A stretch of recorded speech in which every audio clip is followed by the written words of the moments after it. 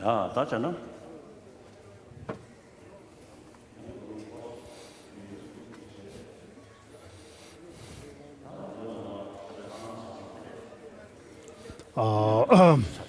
I was seeing some people, that's why I got late.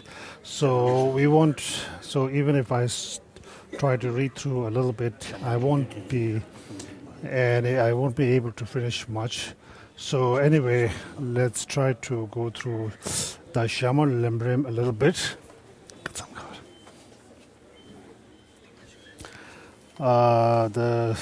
We are on the Tibetan book, which we are on this heading,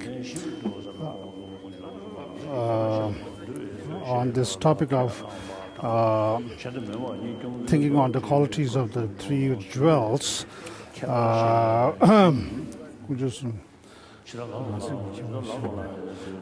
Understanding the individual qualities of the three jewels.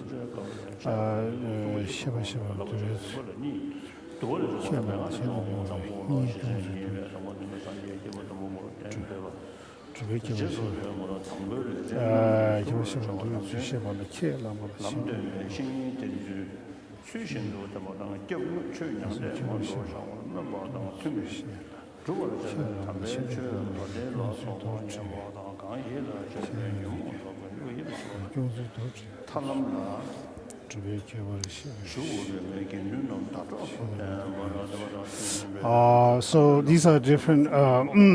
This section is on like after if one goes into refuge in the three jewels, what are the commitments regarding what has to be practiced and implemented, and what has to be refrained from. So that's debatable.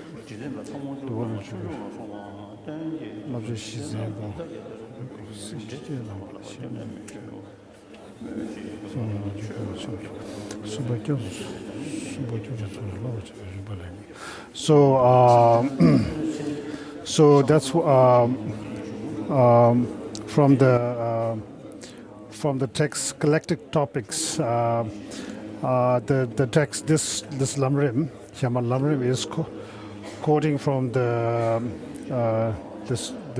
treatise Dua, and also from the another text called Menga, and it's now explaining on the how to put into practice, or rather what to do as commitment after having taken refuge in the three jewels. So in the first, according to the Dua treatise, the treatise called Dua, or rather the collected or the collected text or collected topics, after having taken refuge in the Buddha as their teacher, as a teacher refuge, one's commitment.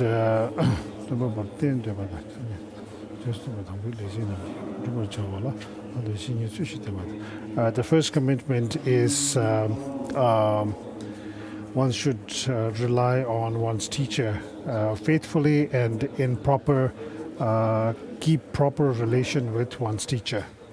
That's the first commitment after having taken refuge in the Buddha.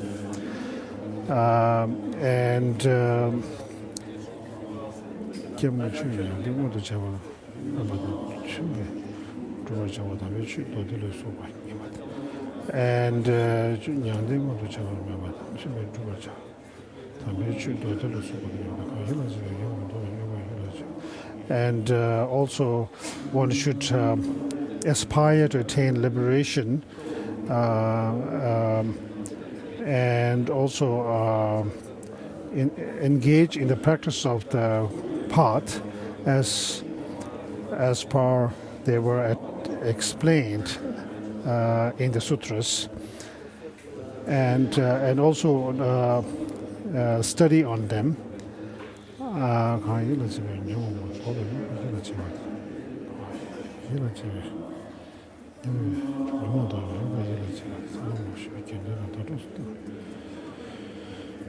And also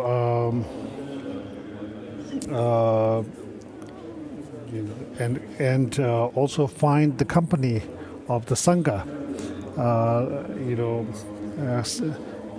Keep the sangha, or rather make the sangha as your companion in the spiritual path. And another set of commitments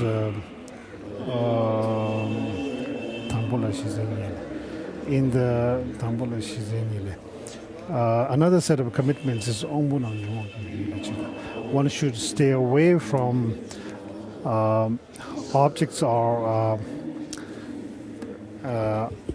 objects that lead to the arisal of the afflictive emotion. In other words, distraction.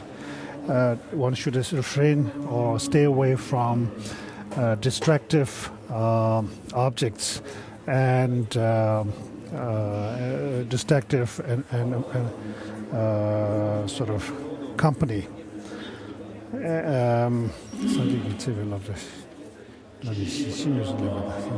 And try as much as one can to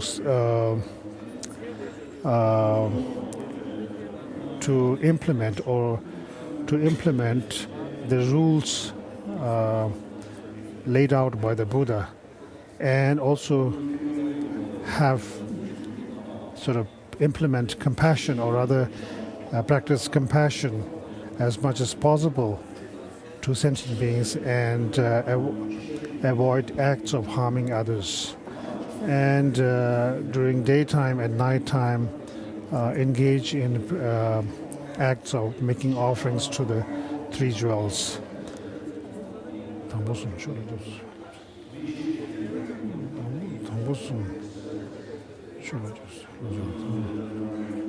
Out of these four, the first three, the text says, are like practices to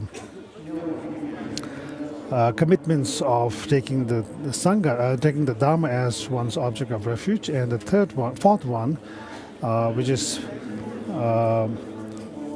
making offerings to the Buddha, the three jewels, day and night. That's a commitment, a common commitment for taking refuge in all three jewels. And so the text goes on. So,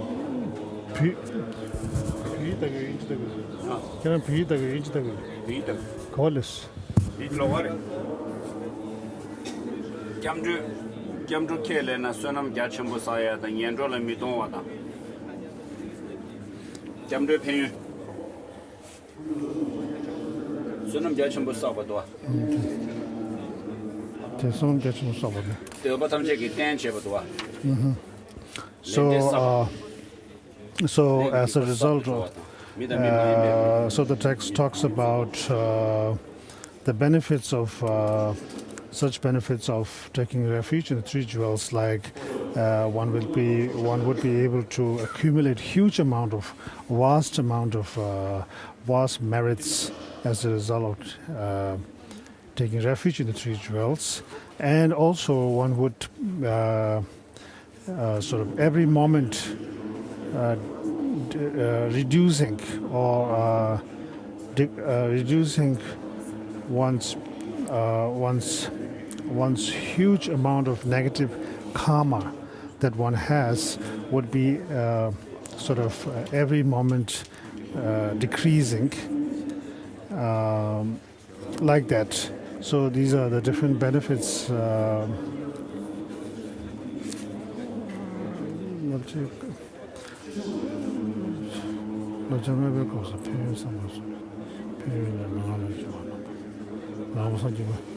Also, one would be other commitments, other benefits are like one would become a Buddhist as a result of taking one. one becomes a Buddhist as a result of taking refuge in the three jewels. And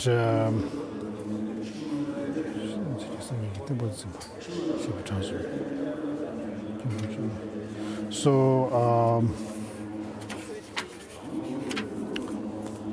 and also one would henceforth, as due to the power of having power of the object of the refuge, the Buddha, Dharma, and Sangha, and having taken refuge in them, one would henceforth be guarded from both human and non-human harmful beings trying to sort of harm you.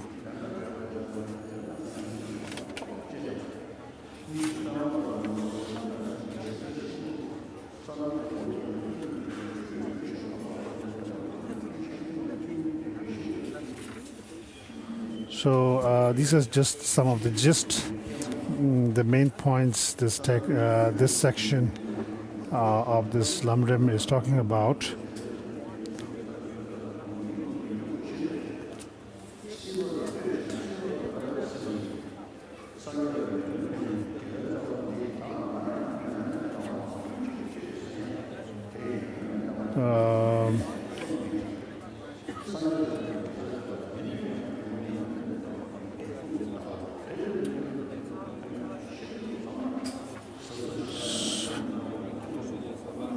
So the text says, if one thinks carefully in detail on these benefits, actually the text enumerates a great number of other benefits. So as a result of thinking this, one would, if one realize how much benefit is there in taking refuge, taking this refuge practice seriously and taking refuge in the three jewels, one would realize that one would feel great enthusiasm and great joy and delight, and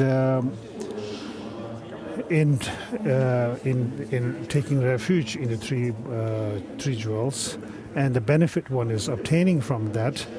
And as a result of that, one would not for a moment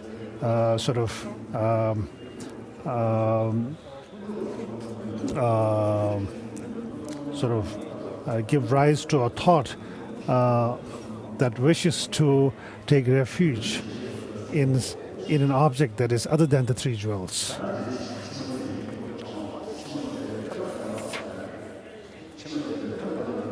Next heading is training in the mind, aspiring to. With this we have finished the section on aspiring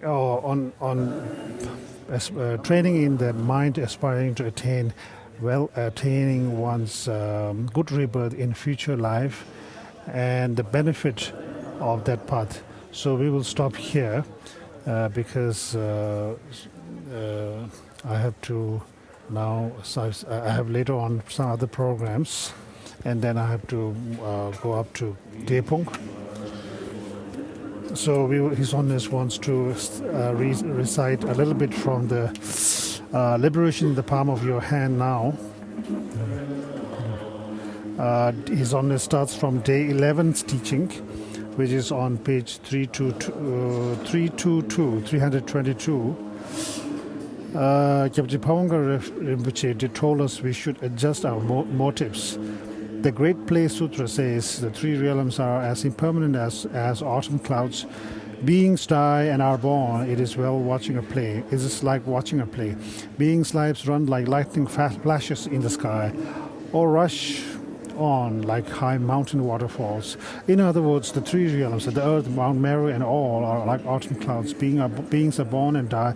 It is like watching a play, for the characters can change from moment to moment to moment. Our lives do not last long. They are mere flashes of lightning. They undergo succession from moment to moment, are not stationary, and rush by like high mountain waterfalls. You should therefore think, I will practice Dharma immediately. The Lamrim is the best gateway to the one path followed by all Buddhas of the path 3 times. You should therefore attend this discourse on the Lamrim so as to achieve Buddhahood for the sake of all sentient beings. Then you must put it into practice.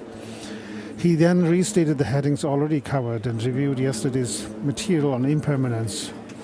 The next heading is thinking about what sort of happiness or suffering you will have in your next rebirth in either of the 2 types of migrations.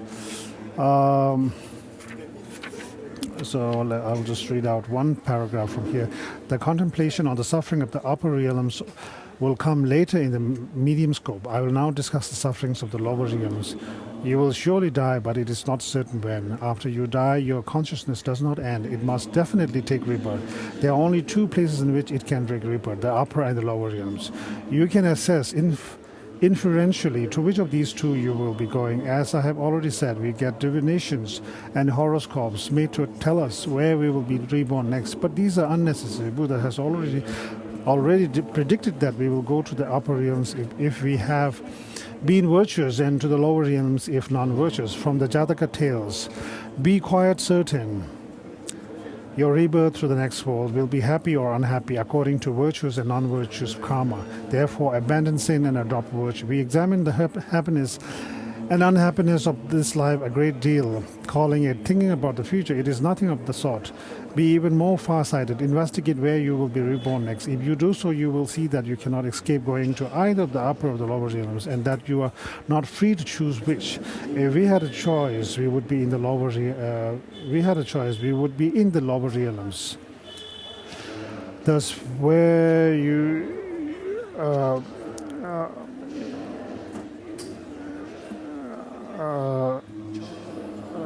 His Holiness is right now talking about the 3 realms: desire, form, and formless realm,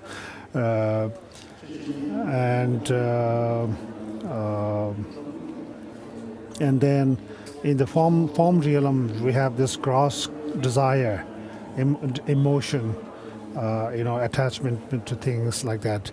But even in the form realm, there are subtle forms of desire, not gross like that. So that's what His Holiness is talking about.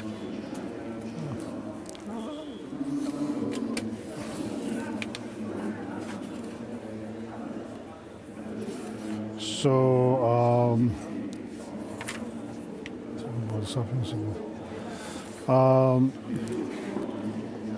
if I'm going to start reading from the text again. If you have a mixture of karma, some virtuous and some non-virtuous, the stronger will ripen first. If both types are equally strong, the type you are most familiar with will ripen first. If you are equally familiar with both types, then the type produced either earlier will ripen first. Vasubandhu's own commentary to his Treasury of Metaphysics says, in samsara ripening through karma, from their ripening first to last, whatever is heaviest, the nearest, the most familiar, and that done earliest. For us, non-virtuous karma is the stronger of the 2. Our thoughts are normally one of attachment and so forth. That being so, all the karma produced from these thoughts is non-virtuous. Even our virtuous actions inadvertently come under the proper power of non-virtuous thoughts, and very few of these actions are dedicated towards our future lives.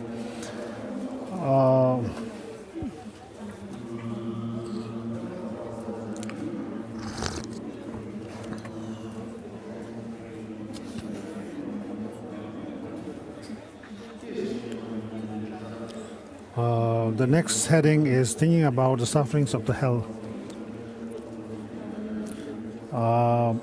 And this has 4 subheadings: the thinking about the sufferings of sentient beings in the great or hot hells.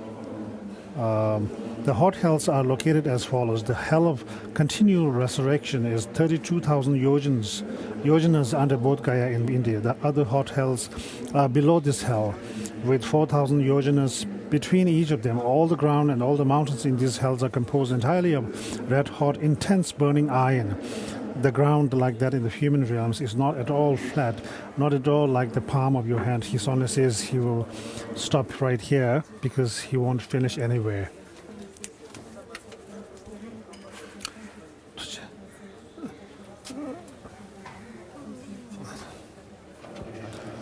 So His Honor has decided to put a stop here for this year's teaching, and His Honor says he will continue from here next year.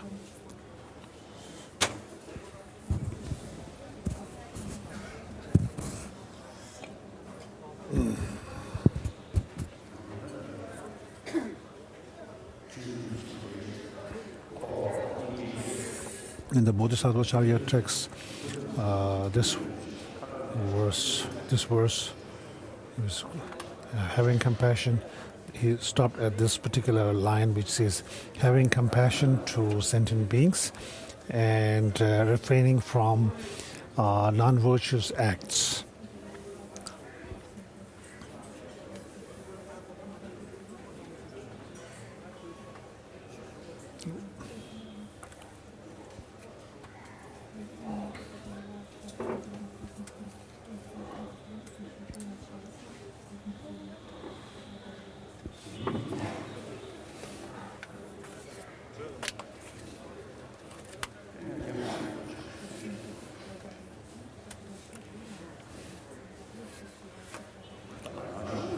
So, as I said this morning, I feel like reciting the Bodhicitta generation verse because a lot of people have gathered here also from around in the surrounding places, and also a lot of from people from the Western countries. The Bodhicitta mind, as said in the Shantideva's text, the Buddha who has trained in the Bodhisattva path has for eons, after eons of practice, have come to the conclusion that the Buddhas with conviction think that this only this is the real source of happiness for sentient beings for this and future in the long run. The greatest path is this mind of helping others, cherishing others, and the essence of that, the essence of that is the bodhicitta mind.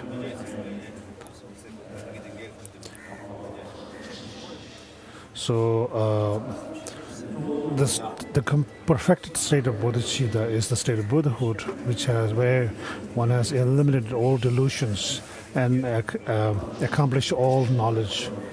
Just as said in the Shantideva's text, all sentient beings don't want suffering and at the same time are same in wishing to have happiness oneself alone. So if all sentient beings are like that, the Shantideva says, then it doesn't make sense if you just wish happiness for oneself alone. And also, just as it is said, all the happiness and good things in the world arise as a result of wishing good and happiness for others, and all the bad and negative things in this world arise as a result of wishing happiness and good things for oneself alone. Even the arhats who have just attained liberation alone and not alignment, that is also a result of self-cherishing mind. So, if on the other hand we practice self-cherishing mind, not only it will ultimately lead us to enlightenment, even in the short term, in this life, those who are more generous, good-hearted, considers others more important will have a better life, have more sort of a comfortable life. So also, if one can think on bodhicitta, the mind becomes courageous. The mind becomes more develops more conviction. If one is like in a state of sadness, sort of a low state of mind, with bodhicitta's practice, the mind sort of regains its strength and becomes more spirited. Like, for example, because that makes you think, I've taken the pledge. I wish I'm somebody. I aspire to attain enlightenment for all sentient beings. How can I stay like this? And Nagachuga also said,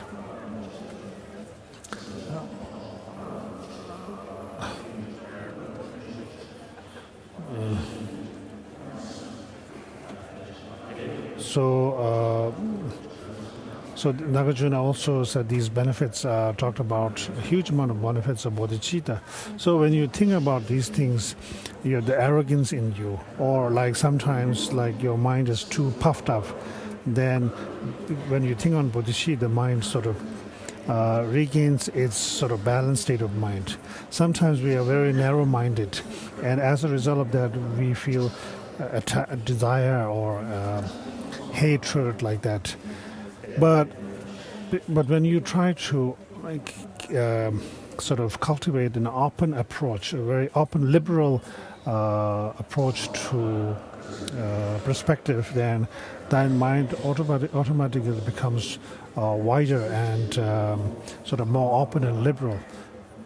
And regarding anger, for example, think of anger. If you think of all sentient beings, would you feel anger? Or would you feel anger to a stranger? So anger is something that arises by taking someone that you know it has like one individual as the object, like the target of an arrow. Whereas compassion, when you think of compassion, the object doesn't have to be one individual. It's sort of something you can generate compassion even to a huge amount of people, and also it is something that it doesn't need like somebody like a relative or a friend or a close person close to you as an object to develop compassion. So if we think carefully here, things like minds like compassion and other virtuous minds needs doesn't need the self-grasping mind as its support, whereas minds like anger and hatred, they need an immediate companion and backup of the self-grasping mind, the mind grasping inherent nature. And so therefore, during the times when our mind is in a low state or or unhappy state, if you sort of meditate on bodhicitta, the mind automatically regains its sort of spirit,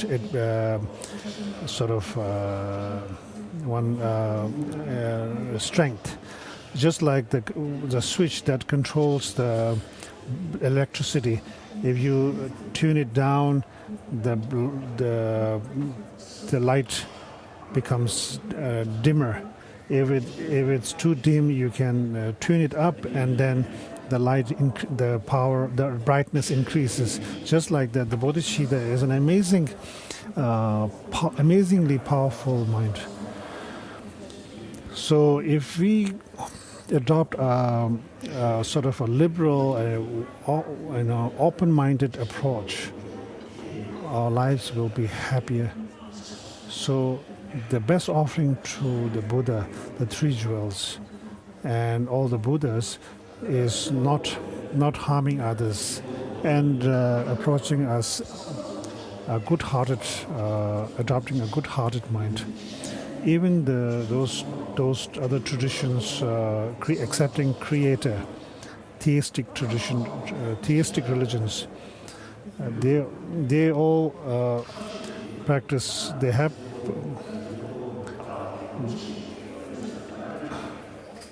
so they also have practice of good-heartedness, compassion, like that. So, but they use the concept of the theistic God, a God which is omniscient, all-pervasive, and compassionate to all as the. However, as Buddhists, if you accept a theistic, singular, permanent, inherent God, it is against logic. So we accept the Buddhist tradition, accept a non-theistic, an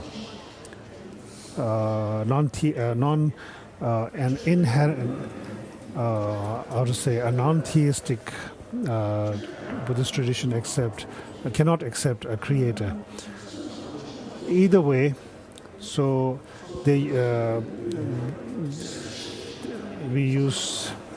both sides use different methods. Both traditions use different methods to develop compassion. So if one practice good-heartedness, it will not only make others happy, but also help others, but it will also make yourself mentally happy. In today's in the world, how much money has to be spent for health reasons? If you are really concerned about your health, one has to always keep your mind healthy by keeping it. So if you're mentally disturbed, even if you eat a huge amount of medicine, it won't help. So these days, scientists who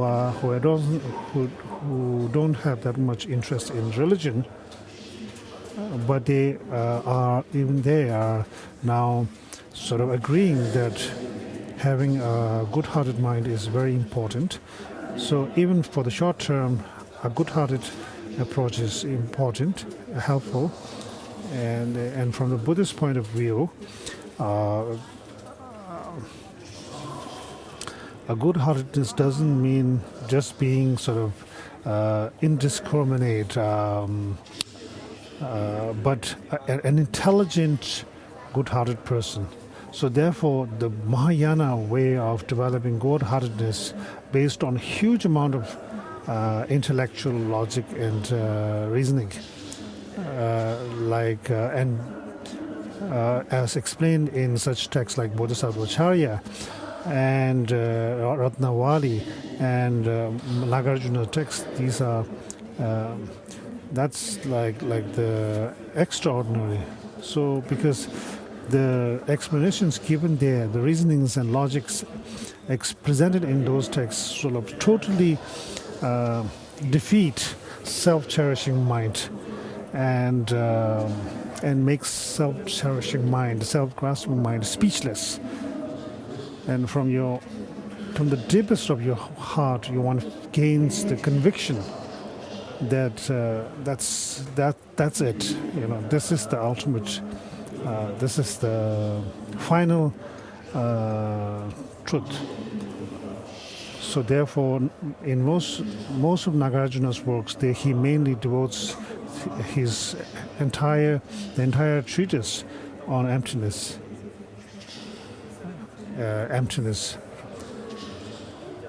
and bodhicitta also. In Nagarjuna's commentary to bodhicitta,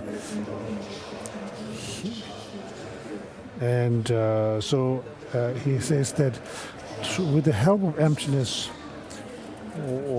one can generate an extremely powerful and powerful practice of compassion and bodhicitta. So if we do not see the point why and how suffering can be removed, then one feel like discouraged, demoralized, and one feel like what's the point, because suffering will be there anyway.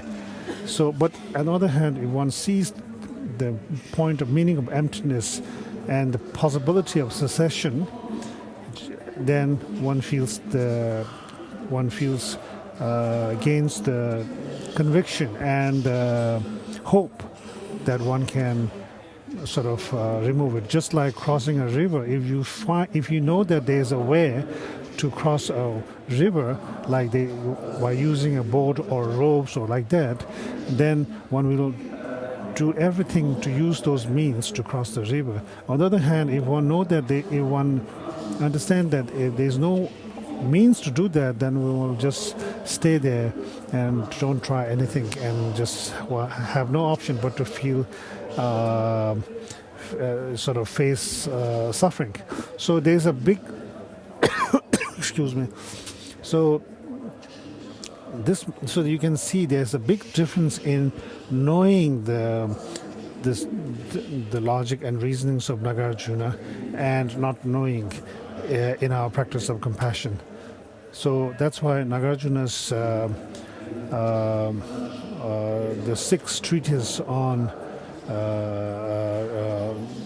emptiness and these and other important treatises are extremely helpful and important, and they are actually the fundamental to the practice of compassion and practice of bodhicitta and understanding of emptiness, and even understanding the meaning of the importance of the perfect human basis, the 8, such as 8 lashes and 10 endowments, like that. These are all a real understanding can happen only on the basis of a good understanding on emptiness, because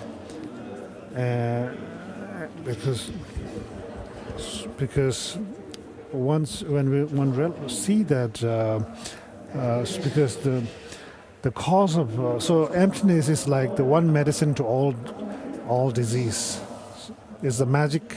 It's like the magic antidote or a magic remedy to everything, all the disease, as well as the magical.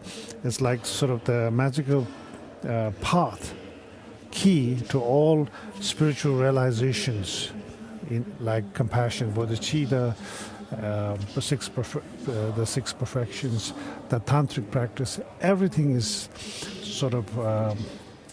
based on emptiness, and emptiness lay out the path for a practitioner. So therefore, bodhicitta can be generated through 2 means: through exchange of oneself with others, and through the 7 cause and effect means. Out of the 2, the way of generating bodhicitta through practicing the system of exchanging self and others, oneself and others, is more powerful than the others method. Regarding the other system, which is the 7 cause and effect means, which starts with realizing all sentient beings as having been one's mother, realizing their kindness, developing the wish to repay their kindness, and so on. So the Lamrim practice emphasizes on adopts the approach to combine the 2 systems and then practice and train your mind again and again continuously in a gradual stage by stage from year to through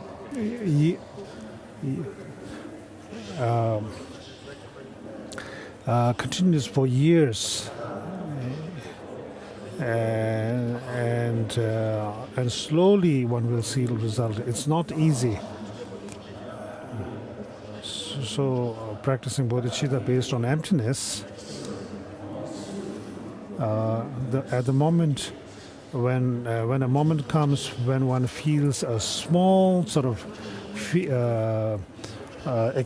gains a small amount of experience, that's the time when one takes this pledge to generate aspirational bodhicitta,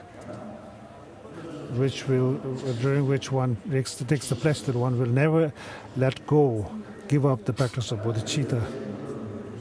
And if one thinks one cannot take such a pledge, then one can just do, when we do the ceremony, one can just let arise aspirational bodhicitta, but no need to take the pledge to not to let it go until enlightenment.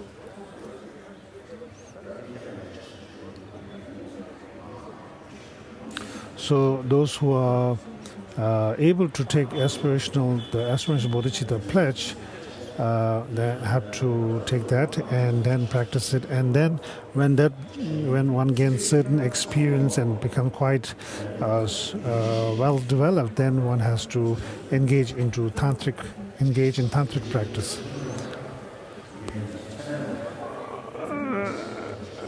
And if one can, bodhicitta is something you have to do. Remind it yourself 3 times during the day and 3 times during the night. So first, imagine where the Buddha is sitting. Imagine a real Buddha is sitting there, surrounded by Buddha Kashyapa and the Buddha's immediate disciples, surrounded by Bodhisattva disciples like Maitreya, Avalokiteshvara, Manjushri, so on. And then the 17 Arhats of India, the 16 Arhats, and the 80 Mahasiddhas of India, and then also you can visualize great Buddhist masters who have who have occurred in different Buddhist countries. And as far as Tibet is concerned, imagine the great Buddhist masters of Tibet of all the 4 schools, Sakyaka, Nyingma, and Gelug. Visualize they're all there in the sky in front of you. So, if possible, we have to recite the complete Samantabhadra puja, but we don't have time. Just we will say the shorter 1-2 verse 7 limb offering, and then now here we have to not only think of the 3 jewels, but the Mahayana Buddha, Dhamma, and Sangha, because we are taking the Mahayana refuge. So the Mahayana Buddha, Mahayana Sangha, and the Mahayana Dharma. Imagine all of them are here in front of you, looking down on you. In front of them, in order to generate the bodhicitta mind, one has already engaged in sort of their. One has the practice of. One has done practice of purification, accumulation, merit, and that we do by offering the 7 limbs around, offering the whatever slight positive potential I may have created by paying homage, offering, and acknowledging my faults, rejoicing and requesting recite the 7 times, rejoicing and requesting that the Buddha stay and teach. I now dedicate all this for full awakening. Again, whatever slight positive potential I may have created by paying homage, offering, and acknowledging my faults, rejoicing and requesting that the Buddha stay and teach. I now dedicate all this for full awakening.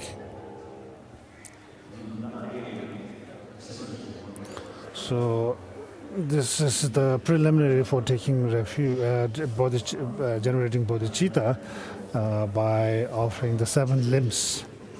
So when you say prostrate and make offering and confess, one thing, this is like your offering of practice, like through studying Dharma, studying the treatises on the meaning of bodhicitta and emptiness.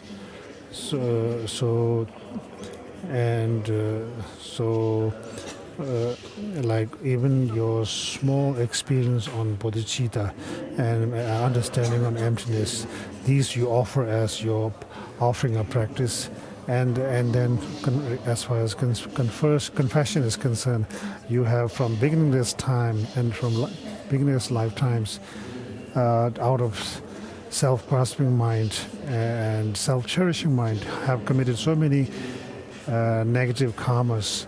Confess for all of them in front of the object of merit field. The Buddha himself, who is in front of us, has attained that state of Buddhahood through a state of complete enlightenment. And then the Sangha in front of us, who have attained this state of path of seeing and above through the practice of bodhicitta and compassion, emptiness. So rejoicing in their accomplishment, and I will also follow them, their example.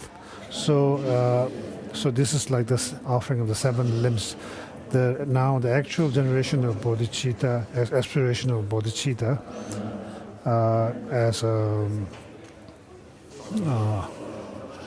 so when you say I take refuge in Buddha, Dhamma, and Sangha, and then next line when I say until enlightenment, then that shows the Mahayana refuge, Mahayana Buddha, Mahayana Sangha, and Mahayana Dharma. So this refers to the first line of Buddha, Dhamma, and Sangha. I take refuge.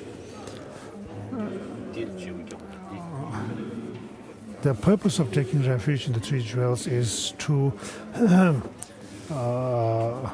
eventually the resultant in order that the resultant Buddha, Dhamma, and Sangha that eventually arise in you to hasten that sort of time, so that these will arise in you as soon as possible. So for that reason you say I go for refuge until I am enlightened.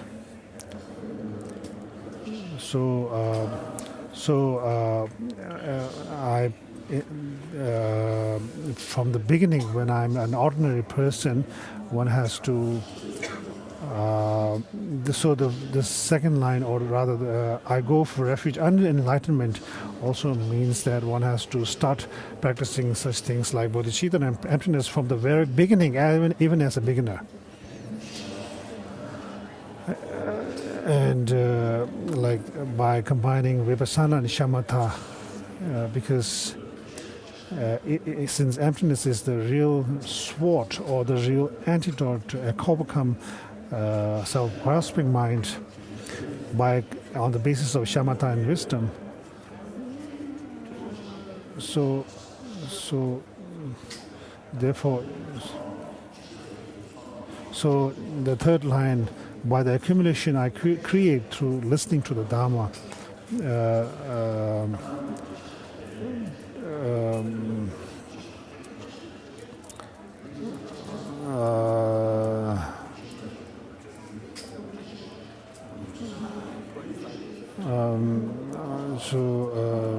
for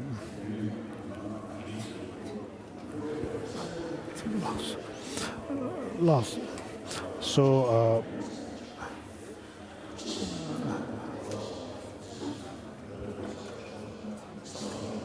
by the accumulation I create through listening to the Dhamma, may I become a Buddha in order to benefit all sentient beings. So you wish in order to help all sentient beings, may I attain become the Buddha in order to benefit all sentient beings.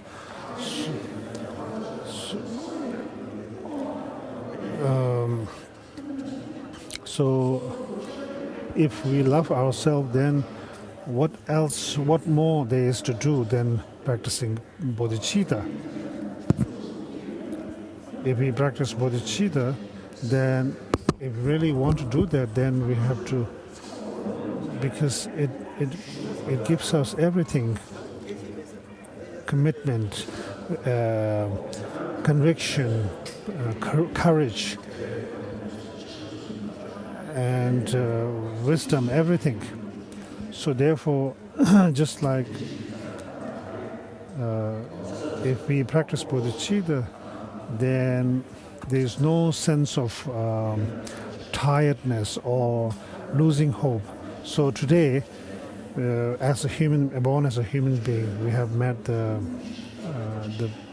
Dharma, and we have the Lama, and so after studying, by basing on the treatises, works of Nagarjuna, we are so fortunate.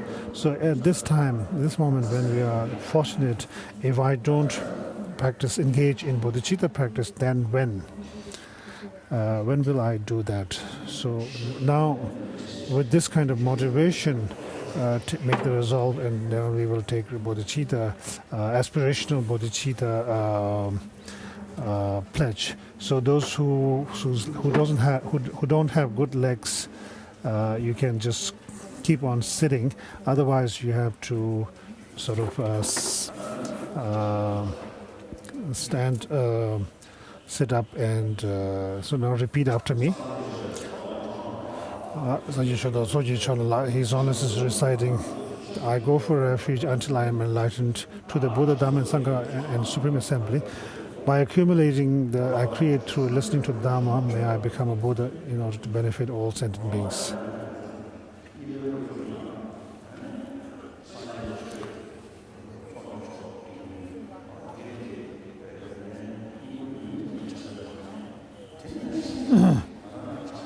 So just like we have said the first line, first recitation, the second time. So now the second. So again, think just like the bodhicitta mind, and how the beings in the merit field you have visualized in front of you, all the Buddhas and Bodhisattvas past have practiced. I will do that.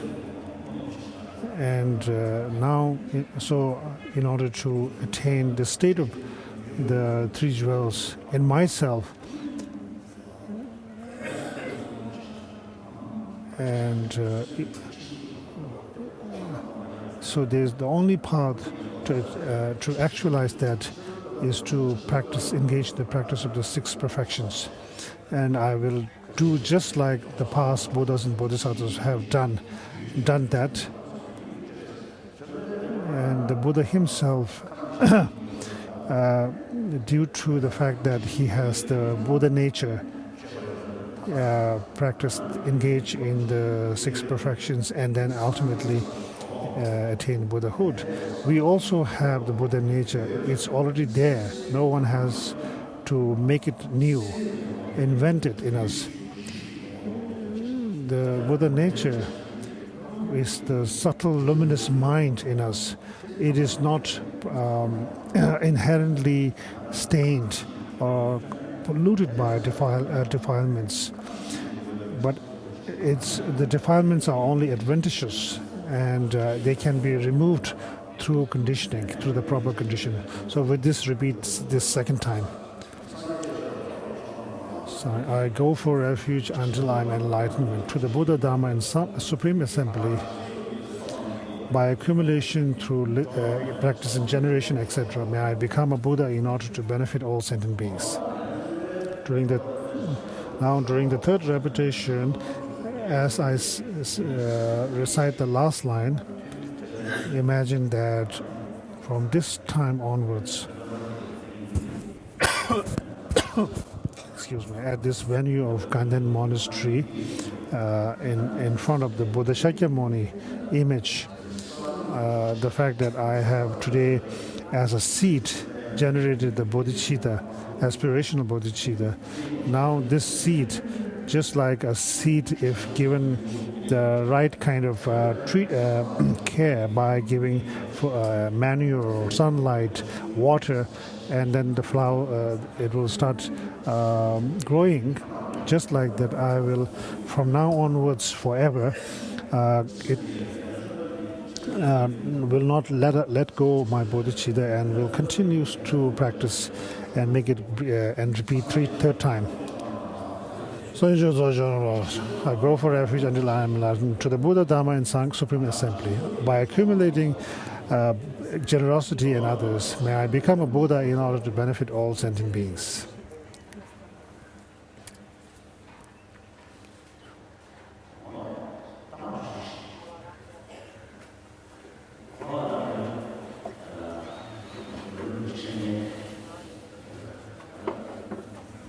So today we haven't finished the Lamrim, so we have stopped the Lamrim for here, and then at the end, as an auspicious act, we have generated bodhicitta. So me regarding myself, from the moment I open my eyes in the morning, I immediately think of bodhicitta, and at the end of the day, in the night before going to sleep, I think of bodhicitta. It really helps me, just like Tsongkhapa said.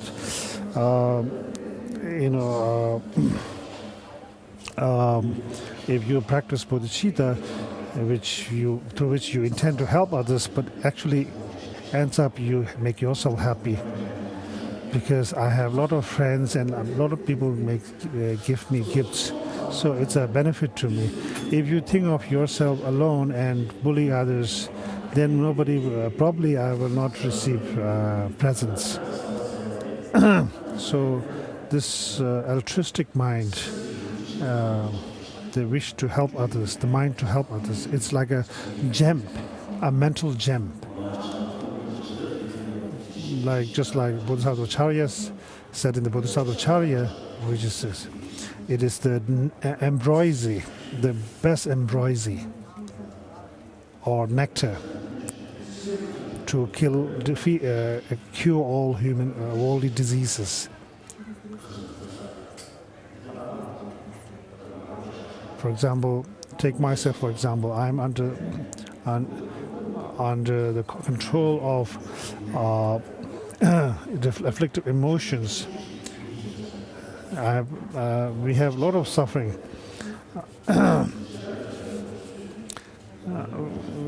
Like Tsongkhapa has said, that we are in the grip of the iron claws of the self-grasping mind, the ignorance of inherent self-grasping mind. This verse from Bodhisattva Acharya says, it is the supreme elixir that overcomes the lot of death. It is the inexhaustible treasure that eliminates all poverty in the world.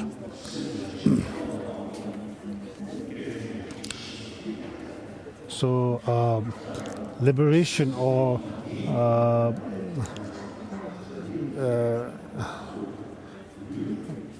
crossing liberation, or the other term, crossing the ocean of suffering.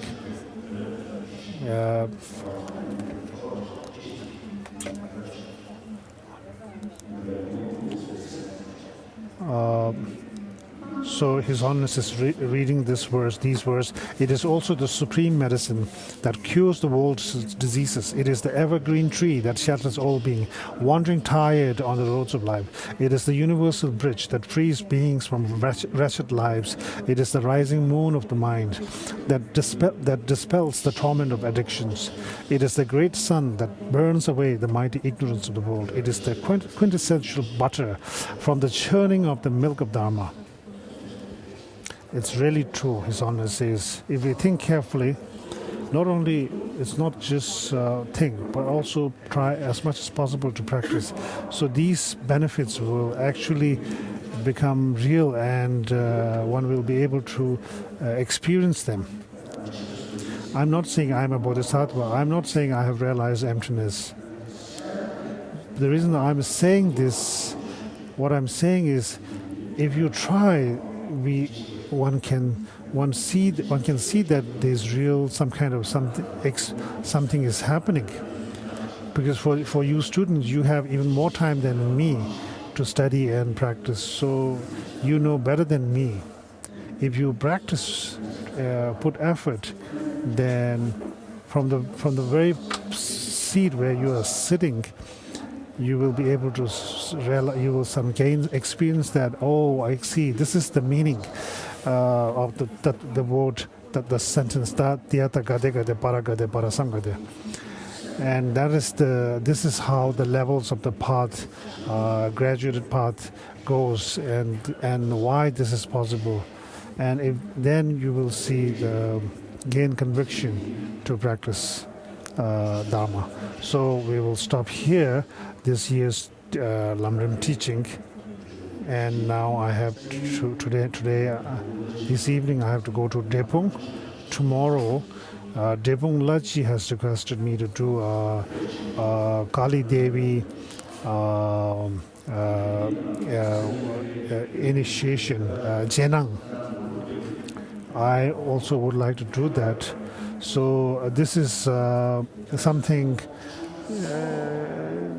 This is something like you shouldn't sort of attend with hype. It's not really. It may not be relevant for the entire public. What is really relevant to the entire public is what we already went through the Lamrim teaching here in Ganden. Over there in Depung, there's not much big space, so not everybody need to come.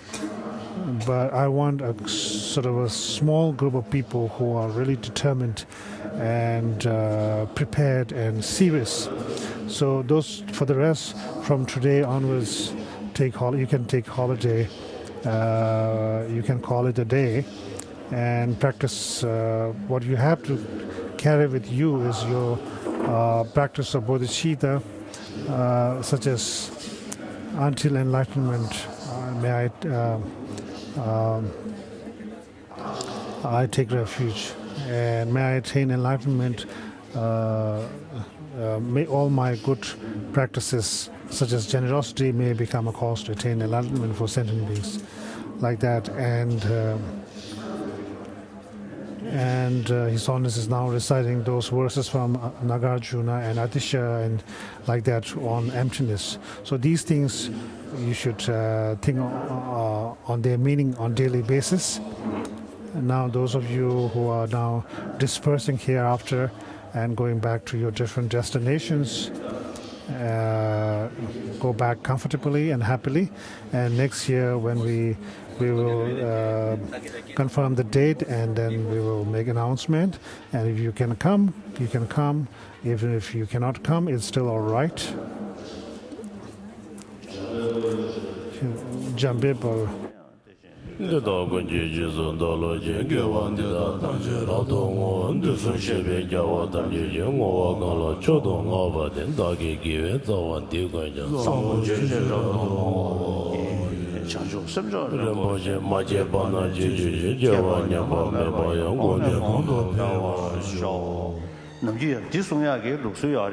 동니 다와르 뭐지 마제반은 제제 제와냐마면 혼내 건도 다와라 쇼 다데네 가사리 치신당가 나바던 로 치신나 치신다네